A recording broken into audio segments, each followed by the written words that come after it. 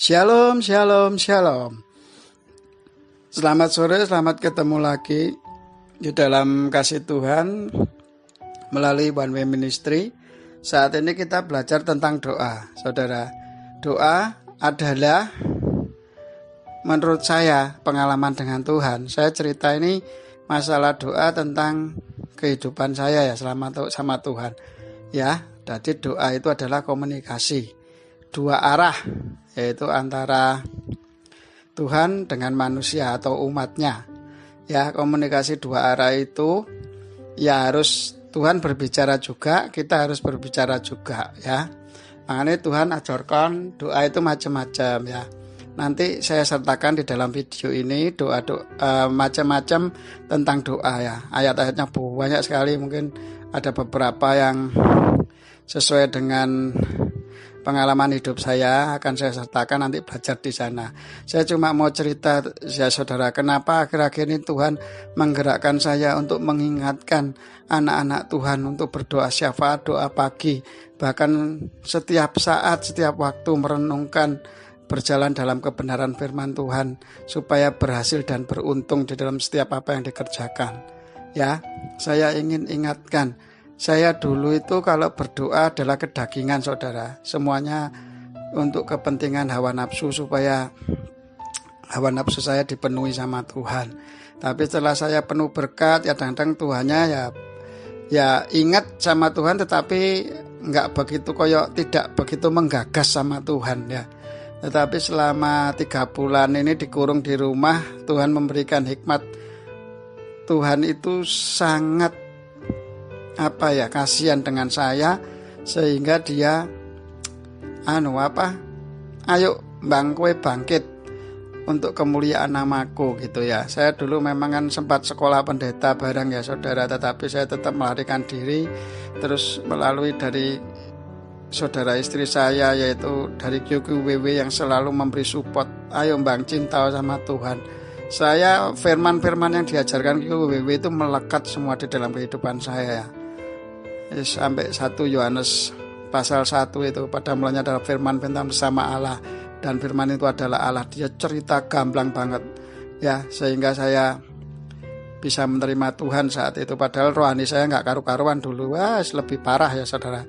Tapi saat ini dalam 3 bulan terakhir ini Tuhan genjot saya untuk manfaat doa ya toh. Nanti saudara-saudara, Tuhan itu kalau ingin memberikan bukti itu ya kepada saya ini saudara, nanti saya buktinya saudara, bahwa saya ini masih orang terpuruk secara ekonomi, tetapi Tuhan akan pulihkan melalui kesaksian saya di YouTube ini saudara. Saya bisa memberitakan firman, saya bisa mengingatkan orang-orang untuk kembali ke Tuhan dan berdoa sama Tuhan. Itu karena memang kasih dan anugerah Tuhan. Saya nggak mampu untuk melakukan itu ya. Buru-buru mikirkan orang lain ya. Saya buat apa mikirkan orang lain? Saya sendiri aja kayak gini gitu ya.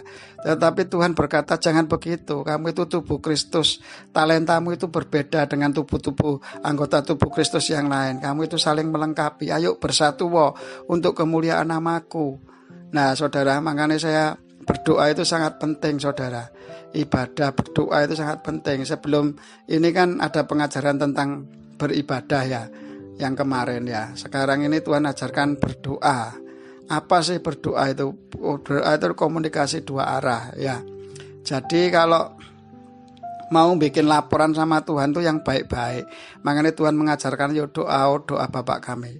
Bapa kami yang ada di kerajaan surga, dikuduskanlah namamu, datanglah kerajaanmu di bumi seperti di surga, dan seterusnya ya saudara yang dikasih Tuhan. Makanya ayo sekarang pertama kali datang kepada Bapa itu mengagungkan, memuliakan Tuhan. Jadi kita dicipta oleh Tuhan itu sebetulnya sebagai umat pemuji dan penyembah Tuhan gitu loh. Kok keluarnya dalam mulut kita itu sering perkataan-perkataan duniawi gitu ya. Nah itu saya dulu saudara, saya dulu begitu. Jadi saya itu kadang emosionalan suatu saat ya, kadang sabar, kadang emosional. Tapi sekarang harus sabar. Tuhan katakan gak bisa gak sabar. Semua Saya kalau melihat keadaan sekarang di dunia ini, anak saya, istri saya, atau siapapun teman-teman saya yang masih belum cinta akan Tuhan dengan benar 100%, ya saya hanya bisa berdoa. Karena kekuatan saya hanya di dalam Tuhan gitu loh. Tidak ada kekuatan yang lain yang bisa membuat mujizat yang luar biasa selain Tuhan. Makanya saya datang kepada Tuhan melalui doa-doa saya. Itu bukan kedagingan, saudara. Biarlah kita doa dalam tuntunan Roh Kudus saja. Roh kita yang menyala-nyala gitu loh. Kalau kita semua ini, maaf ya saudara, maaf ya, ini saya terus terang aja jujur, maaf ya, kalau kita semua masih belum sergap sembahyang, doa pagi, doa syafaat, baca firman, terus memuji menyembah Tuhan, merenungkan firman, dan melakukan bertindak hati-hati sesuai firman, maaf ya saudara, itu berarti kita hidup dalam daging. Bapak kita adalah Bapak pendusta. Saya ingatkan sekali lagi, meskipun kita kelihatannya sergap ke gereja dan sebagainya, itu supaya kan kelihatan orang, wah iki lho wong Kristen neng gereja, udah upahmu ya pada saat dipuji orang itu tok. Dan kamu tidak menerima upah apapun sama Tuhan gitu loh. Melakukan segala sesuatu yang memberkati orang lain itu melakukan memberi tangan kanan, tangan kiri nggak boleh tahu. Berdoa syafaat untuk berdoa untuk orang lain, ya seperti itu yang Tuhan inginkan. Kamu memberi pertolongan kepada orang lain tetapi orang lain nggak tahu, gitu loh. Supaya kamu nggak dipuji-puji, biar Tuhan saja nanti yang dipuji gitu loh. Ayo saudara berdoa. Kenapa saya selalu mengingatkan jam-jam doa pagi? Karena itu Tuhan inginkan. Saya mengingatkan itu tidak orang yang Kristen saja, orang yang percaya Tuhan Yesus saja. Orang-orang Islam pun kebetulan sama doa paginya, mereka doa tahajud dan doa subuh namanya. Makanya juga saya ingatkan, ayo sholat, jangan lupa sholat begitu. Karena Tuhan ajarkan sama saya itu begini saudara, mengasihi sesama itu sesama manusia seperti diri kita sendiri. Bukan karena berbeda golongan, berbeda ras, berbeda keyakinan, terus berbeda apa, terus kita tidak mengasihi mereka. Salah saudara. Kita mengasihi itu semua, sesama manusia.